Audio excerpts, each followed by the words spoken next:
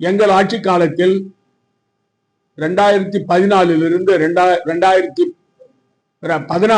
2021 வரை முதலமைச்சர்கள் மாநாட்டிலும் நிதியமைச்சர்கள் மாநாட்டிலும் நேரடியாக பிரதமரை சந்தித்தோம், நேரடியாக உள்துறை அமைச்சரை சந்தித்தோம், நிதித்துறை அமைச்சரை சந்தித்தோம்.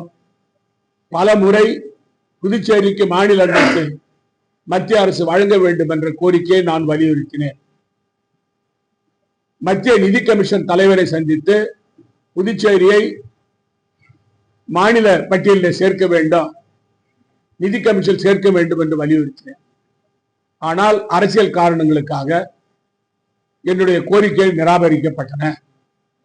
இப்பொழுது மக்கள் மத்தியிலே 2021 ஆண்டு நாங்கள் ஆட்சிக்கு வந்தால், பாரதிய ஜனதா கூட்டணியிலே நான் ஆட்சிக்கு வந்தால் புதுச்சேரிக்கு மாநில அந்தஸ்தை பெற்று விடுவேன் என்று முதலமைச்சர் ரங்கசாமி கூறி 4 ஆண்டு ஆகிவிட்டது. இப்பொழுது தேர்தல் வரப்போகிறது. இப்பொழுது இந்த கோஷத்தை ஆரம்பித்திருக்கிறார், புதுச்சேரிக்கு மாநில அந்தஸ்து கொடுக்க வேண்டும்.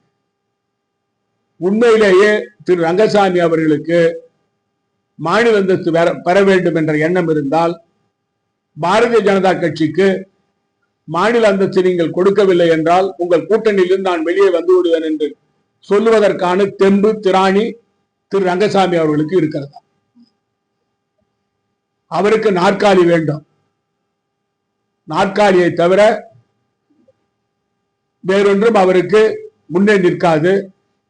இந்த திரு ரங்கசாமியினுடைய மாநில அந்தஸ்து கோரிக்கையானது ஒரு கபட நாடகம். அவர் மத்திய அமைச்சரிடம் பேசும் பொழுது அதிகாரிகளை எங்களால் மாற்ற முடியவில்லை, தலைமைச் செயலாளர் நாங்கள் சொல்வதை எல்லாம் கேட்பதில்லை, அதிகாரிகளை மாற்றுவதற்கு எங்களுக்கு அதிகாரம் இல்லை என்று கூறியிருக்கிறார். இந்த நிலை நீடித்தால் நாராயணசாமிக்கும் கிரண்பேடிக்கு உள்ள நிலைதான் புதுச்சேரி மாநிலத்தில் நான் கொண்டு வருவேன் என்று பகிரங்கமாக அந்த அமைச்சரிடம், மத்திய அமைச்சரிடம் ரங்கசாமி கூறியிருக்கிறார். இதிலிருந்து துணைநிலை ஆளுநருக்கும் ரங்கசாமிக்கும் பனிப்போர் ஆரம்பித்து விட்டது என்பது தெளிவாக தெரிகிறது. ரங்கசாமி அவர்களுடைய செயல்பாடுகளே,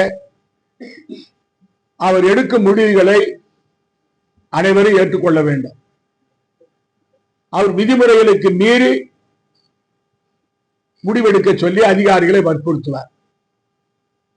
அவருக்கு ஊழல் அதிகாரிகளைத்தான் பிடிக்கும், நேர்மையான அதிகாரிகளை அவர் ஏற்றுக்கொள்ள மாட்டார். அவருக்கு வேண்டியதை செய்யும் அதிகாரிகள் தான், அவருக்கு ஊழலிலே பங்கு கொடுக்கிற அதிகாரிகள் தான் ரங்கசாமிக்கு தேவை. இது ஒரு நிர்வாகத்தில் எடுபடாது.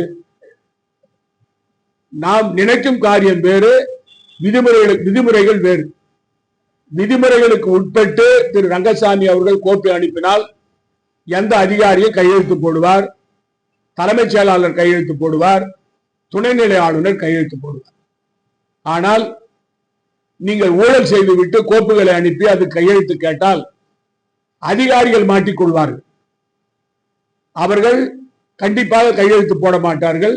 துணைநிலை ஆளுநரும் அதற்கு துணை போக மாட்டார். வாசற்படி வரை வந்து மத்திய அமைச்சர் திரு மன்சுக் மண்டாவியா அவர்களை திரு ரங்கசாமி அவர்கள் வழி அனுப்ப வந்திருக்கிறார். அவர் வாகனத்தில் ஏறும் பொழுது அவரை சந்தித்து ரகசியமாக ஒரு செய்தியை சொல்லி இருக்கிறார்.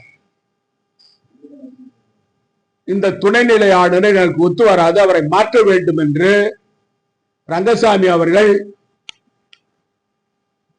அந்த மத்திய அமைச்சரிடம் ரகசியமாக பேசியிருக்கிறார்.